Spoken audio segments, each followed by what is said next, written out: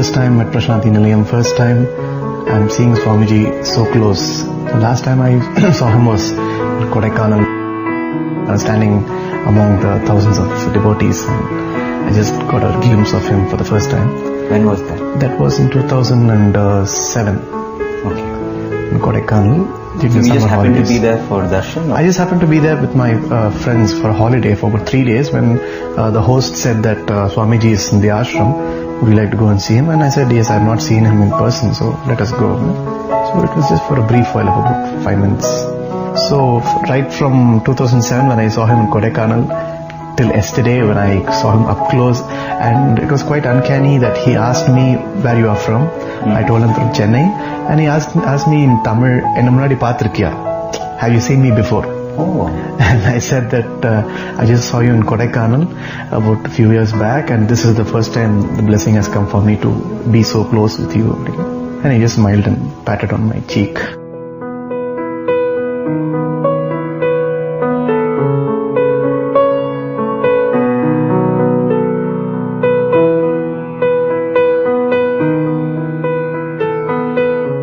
That was Sikkil Gurucharan, a noted classical singer from South India. Vocal artist Sikkil Gurucharan is a disciple of Vaigal Sri S Gnanaskandan, whose guru is the famous Carnatic vocalist Sri Srinivasa Iyer. Born and brought up in a music family, there was a natural environment for him to learn Carnatic music from a very early age. Gurucharan is a grandson of Sikkil Kunjumani, eldest of the internationally acclaimed flutists, Sikkil sisters. After performing before Bhagawan on the month of November 2010, Gurucharan spoke to Radio Sai at our studio. We now bring you that conversation where he shares with Radio Sai's Bishu Prishti his music, his spirituality and his encounters with divinity, Bhagawan Baba.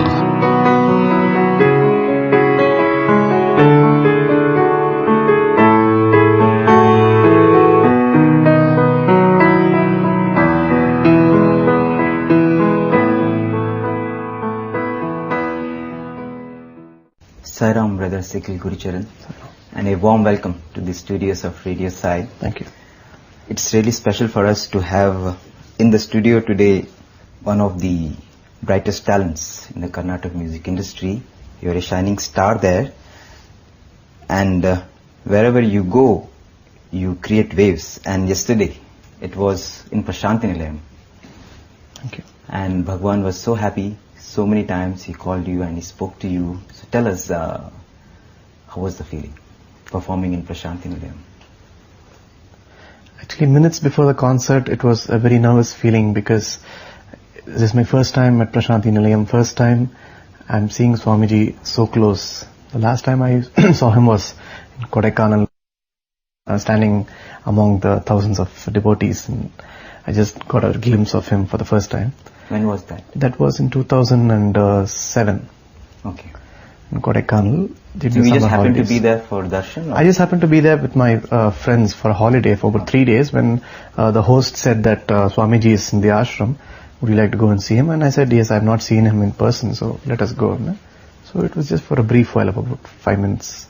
I didn't feel bad that I didn't get darshan of Swami, and I didn't complain to the host saying that we should have come before, because my priority at that time was a holiday. Yes. And I also had a great respect for Swami, and I had, ever since my cousins were studying at Puttaparthi in 1997. But after that, every time I went for concerts abroad, and I invariably, say 7 out of 10 times I would stay in Sai devotees' place. Oh. In America and London. Sai devotees are so spread out all over the world, and whenever we go to say just Houston, Texas, we are taken to a host's house over there, and there we find Swamiji's picture, and the conversations eventually lead to Sai Baba, and we keep discussing about Puttaparthi and things like that, and they kept on asking me in various places, have you sung in front of Swamiji? I said, I've not yet got that opportunity. He has not yet called me. So, and they all they could say was, you will get the blessing soon. And especially in London, I think in 2008 and 2009, I usually stay with my friends who are great devotees of Swami. They are Sri Lankans, and they come here regularly for his birthday celebrations and also other events. And they kept on asking me that, have you sung? They also said that you will get a chance very soon. And they also showed me videos of the past concerts that were happening here. And this time, after I got a call from my good friend Sai Shravanam about my availability in November so that he can suggest my name for singing here, I immediately called the Sri Lankans in London, said that the call has finally come. And I said that I'm free and I'll definitely come. It's a blessing. So right from 2007 when I saw him in Kodaikanal till yesterday when I saw him up close, and it was quite uncanny that he asked me where you are from. I told him from Chennai, and he asked me in Tamil, "Enna munadi paathirkiya? Have you seen me before?" Oh. And I said that I just saw you in Kodaikanal about a few years back, and this is the first time the blessing has come for me to be so close with you. And he just smiled and patted on my cheek. Yeah, that is a very loving moment. I was seeing on the big screen, Swami so lovingly patting your cheek. That's a blessing. It was a very endearing moment. So you had heard of Baba, but you had never previously had the chance to come. No. And what mental image you had of Baba before you came? My earliest image of Baba was through photographs and through the television channels which showcased some concerts happening in Puttaparthi, because being from music family, whatever music concerts is being aired on television will always catch the attention of my family members, and they'll immediately put the channel and say, come and listen to this concert. Every Sunday they used to show concerts where Sai Baba was in the audience. And channel? Doordarshan. Some BVK Shastri, I forget the connection.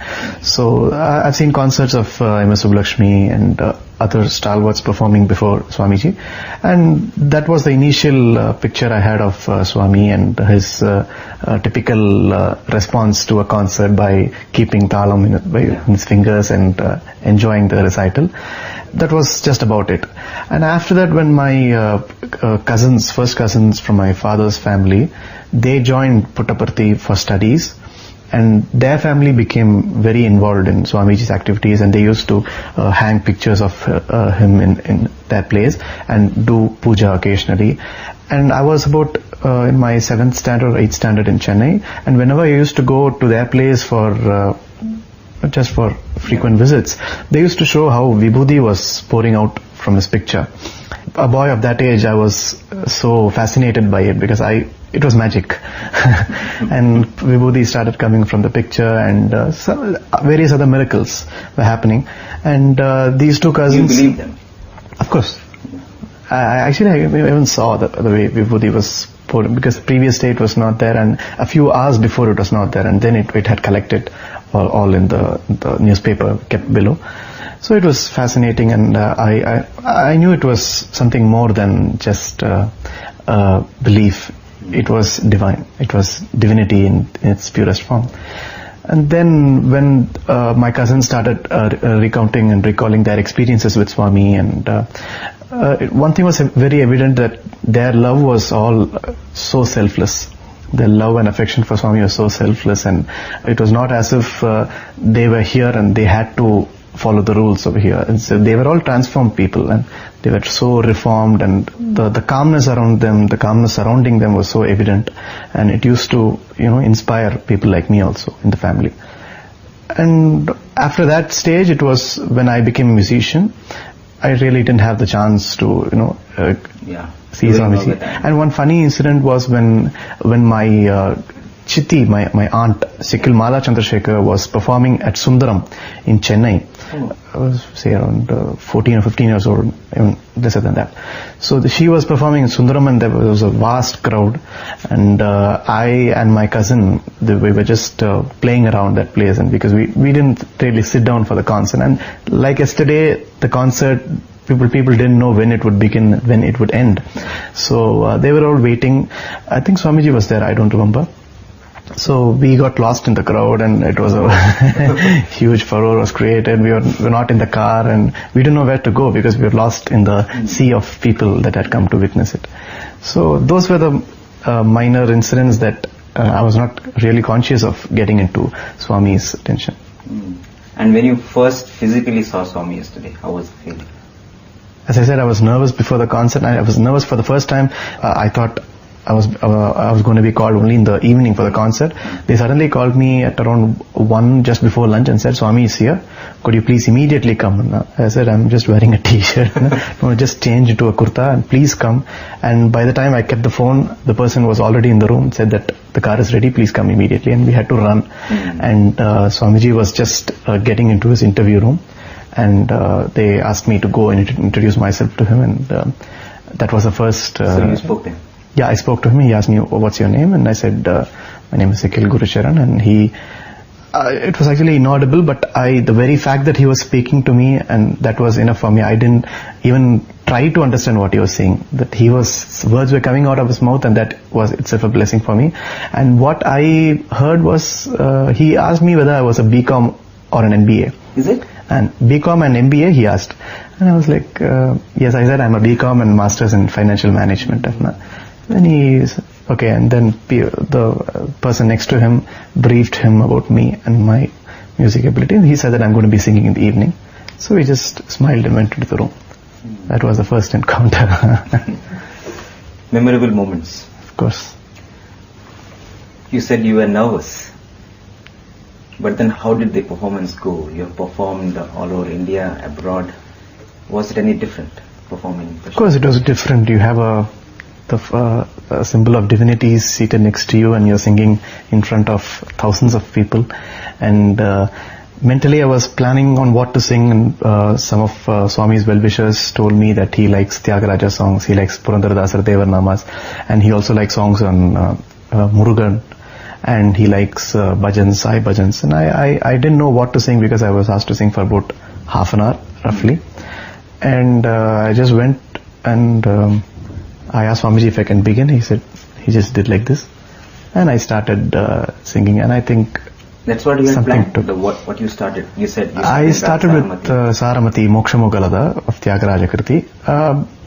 Many songs were going in my mind. I didn't know, because it's so difficult to restrict them to half an hour and restrict all the songs to, I didn't know which had to go first, which song has to come next. I couldn't plan, but I wanted to sing the lullaby, I think composed by Swami Uyala Luguma, composed by Rajeshwara Rao, I think. So I had learned that song long back, and initially that was the only song I knew of Swami. And people, whenever I went for concerts, when they asked me to sing Sai bhajans, I didn't know any. I said, I just know this song, so can I sing? They liked it. And then I realized the importance of learning some Sai bhajans. And I had a couple planned for last night also, but I couldn't sing because of the paucity of time. Yeah, once I was nervous backstage, and when the people next to me told that we cannot be sure whether the concert will even take place because it's all Swami's will. Yes. Whatever he says, and whenever he calls, you have to go on stage. It was quite surprising. So that only added to the nervousness? It added to the nervousness, but quite on the contrary, it took away the nervousness also. Because when we are assured that Swami is taking care, yes, and he will call you whenever he wants to. So when he calls us whenever he wants to, he'll also make us sing. So that's what I felt, and I just went on stage and it took over. The divinity took over. Whatever I planned, and the Padhyam which Shravanam gave me before I left for Puttaparthi, he said Swami likes these Padhyams. The small slokam I sang before Uyala. Yes. Puttaparthi, yes. Kalashambudiki, it ends with those Sai. So that song, and I could incorporate a song of Tyagaraja, Purandaradasar, and this lullaby.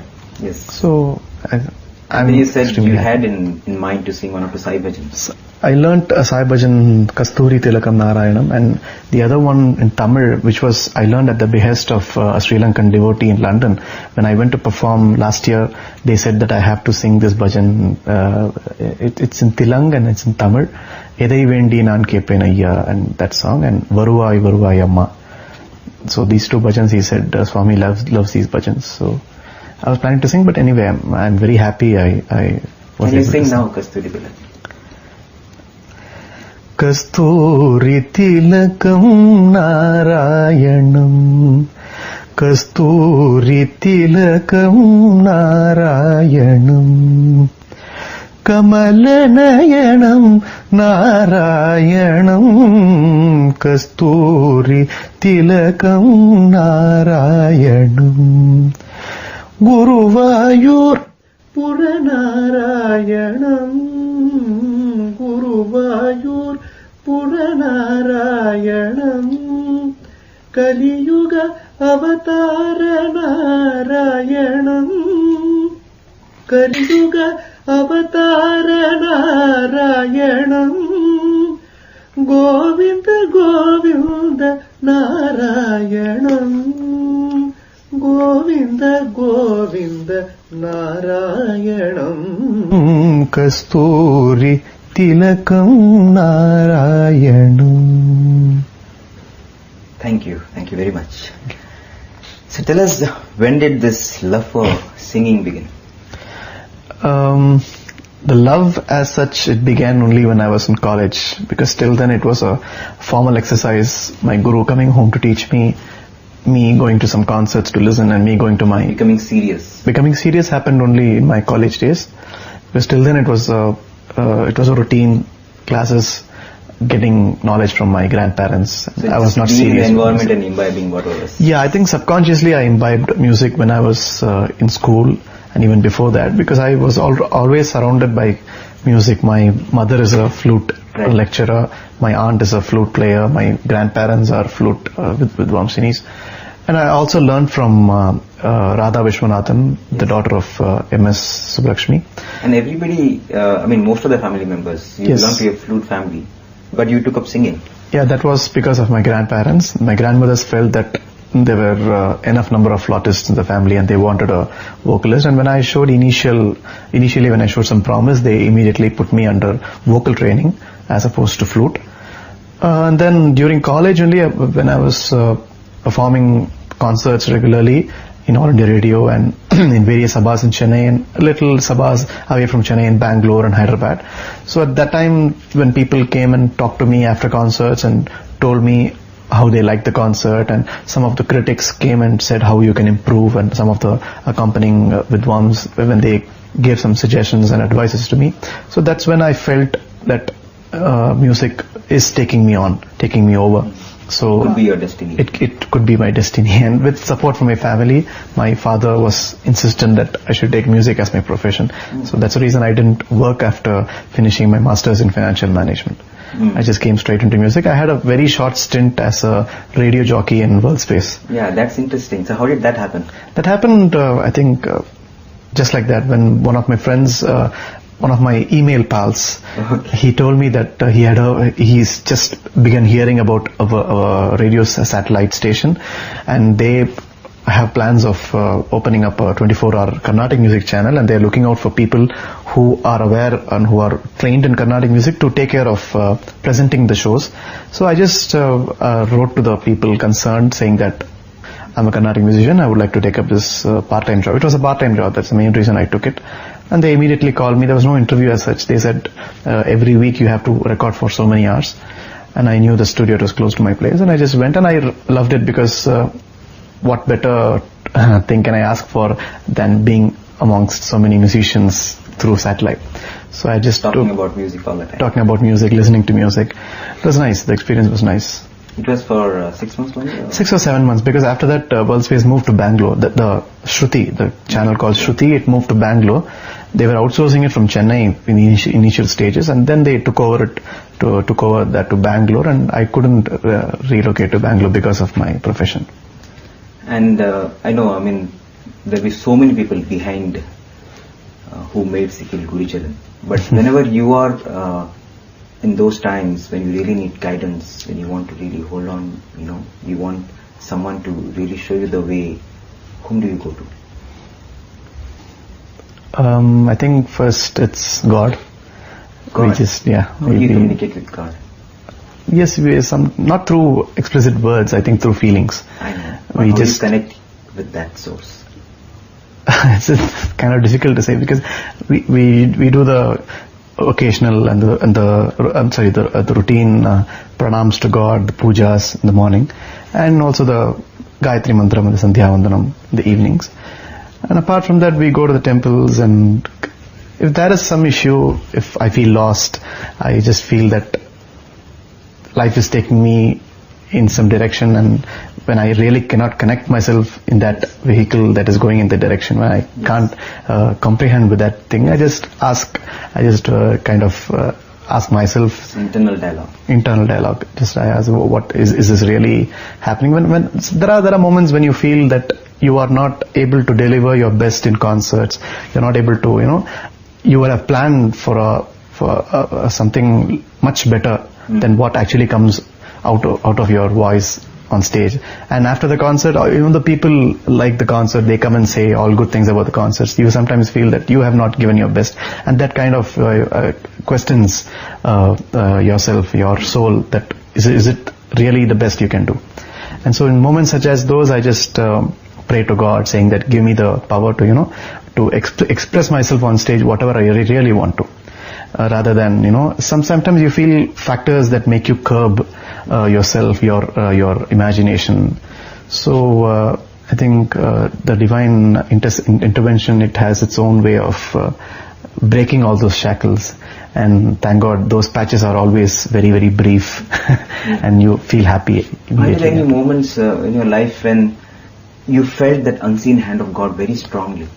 I think every concert, in some way or the other, the unseen hand of God is always there. Because what happens on stage is totally left to, number one, God, number two, your imagination. That is also connected with the divine thing. So many a time I've found that I would have planned for some other song, and on stage it would just happen that I won't be able to render that song. There have been moments that have changed the song list at the last moment. So at the last minute you feel that the song will not work over there. And even in concerts sometimes, for example, last year I can think of a concert, a very important concert in Bombay, and I was supposed to inaugurate a festival with that concert, and the train didn't reach Bombay because of floods in Andhra Pradesh.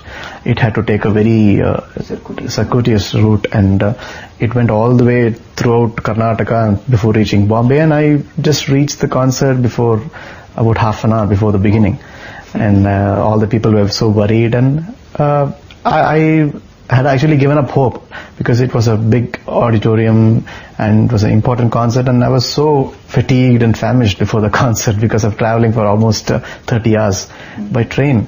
And I just, at that moment, one of the internal dialogues I was talking about, I just connected.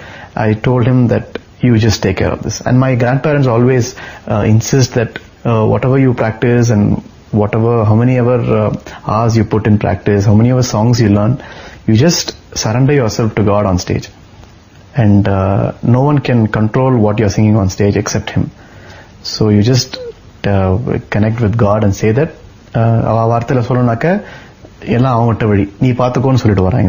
they used to say, even because their experiences have been more challenging than mine.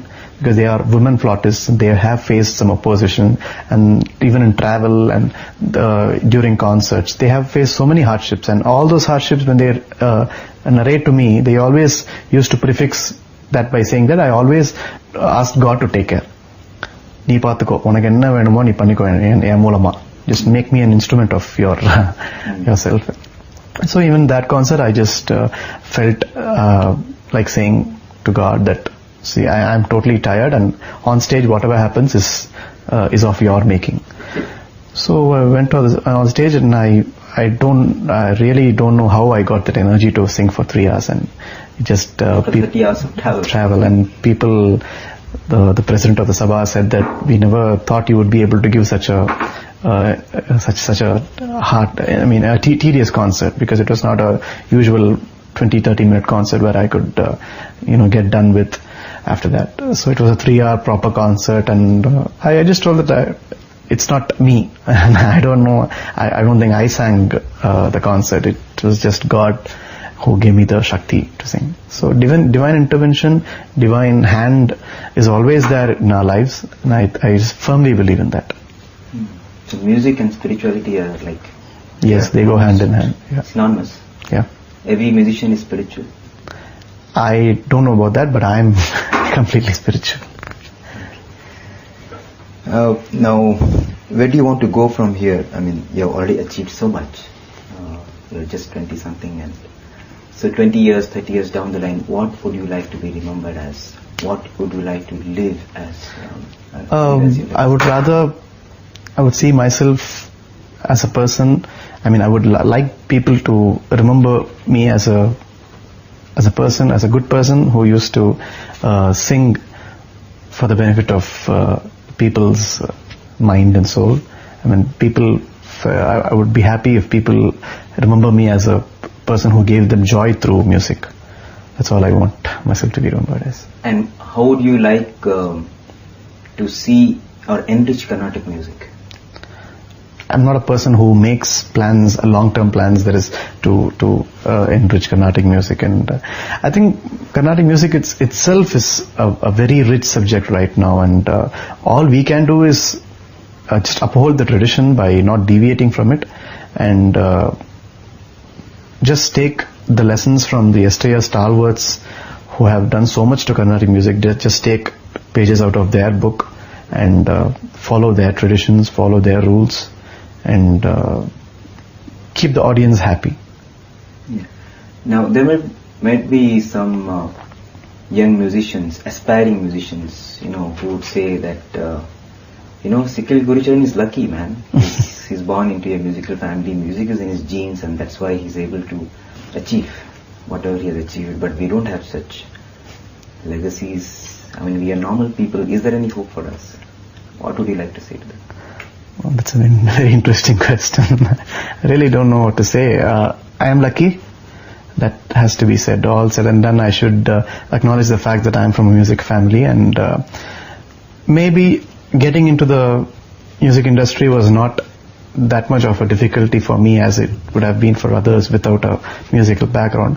But the main challenge is that to keep those opportunities recurring, to keep those opportunities coming back at you, that is a big challenge for people from a music family, because it's very easy to dismiss people such as myself, that saying that every concert is reviewed so intensely, and the people look out for that, the bhani of our family, the style of our family, the music style, and they always it's very easy for them to dismiss, saying that this is not what their grandparents used to play. So to make people acknowledge the fact that we are doing justice to our family's name, it's a challenge in itself, because we always be compared to the family, the tradition, the kind of music the family had given before, and the kind of appreciation my family has already received from people. So kind of measuring up to that is always a difficulty, and comparisons don't exist all the time, but the talk generally exists. So that the challenge for us is to keep up the family name, and I think that is much heavier than coming up the ladder. But for all those who are really interested in music, young musicians, what would you like to say? What is the most important virtue that they must cultivate? I think the main discipline is that whatever I do, it has a touch of divinity to it. I keep telling myself that God's hand is perpetual in whatever you do, and whatever, if it's success, if it's failure, it's all because of Him. So what you can do is, you can prepare yourself, you can tell yourself what to do, you can sing on stage, and you can learn songs, you can enrich your repertoire, you can enrich yourself by reading more, by learning more, but eventually the result is only in His hands. So you have to surrender to Him. Yeah, surrendering in every way possible. Not saying that I just want to attain salvation. It's not that kind of thing. In this early age, you won't get that kind of a maturity also. But in whatever way possible, you have to acknowledge the fact that He is always the supreme power, and He always knows what you have to get. So whatever you have got and whatever you have not got, it's all His making. Sarvam Brahmamayam. Okay, the last question. What would you like to say to all Radio Sai listeners? We are celebrating the 85th year of Bhagawan's advent, and people all over the world are doing different things in their own way to express their love for Bhagawan. And in fact, your coming here and all this celebration is part of that whole event. And it's really wonderful that you could come here and perform. And now we are going to air this interview on Radio Sai as the celebrations are going on. So tell us, what would you like to say to all our listeners? I'm very fortunate to be here for Bhagawan's 85th birthday celebrations, and my sincere thanks to all those people who made this possible. And I just wish I'm able to connect to Bhagawan more often. And we are all very fortunate to be even living in the century where Bhagawan is also amongst us. It's very rare to witness an avatar walking beside us, an avatar of God Himself. So I think we are all blessed to be born in this world. Thank you very much. Sairam. Sairam.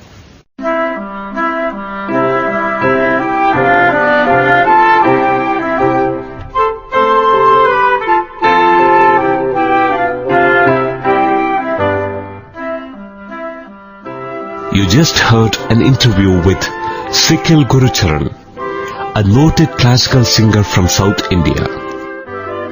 Vocal artist Sikkil Gurucharan is a disciple of Vaigal Sri S Gnanaskandan, whose guru is the famous Carnatic vocalist Sri Semmangudi Srinivasa Iyer.